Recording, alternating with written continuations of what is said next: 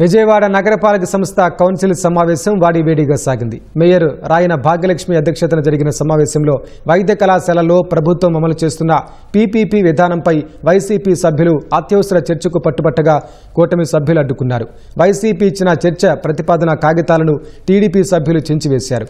దీంతో వైసీపీ సభ్యులు సభ నుంచి వాకౌట్ చేశారు.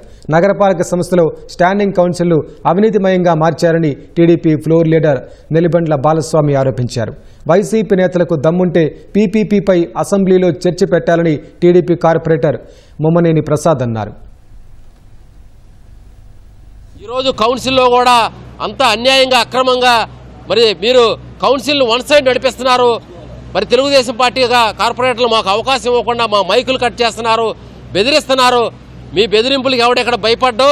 మేయర్గా ఆవిడికి అర్హత ఏంటి? కౌన్సిల్కి 88K కింద ఎవరు పెడతారు? 88K కింద ఎమర్జెన్సీ అయినటువంటి విషయాలను 88K కింద అత్యవసర దాని కింద కౌన్సిల్కి రావాలి.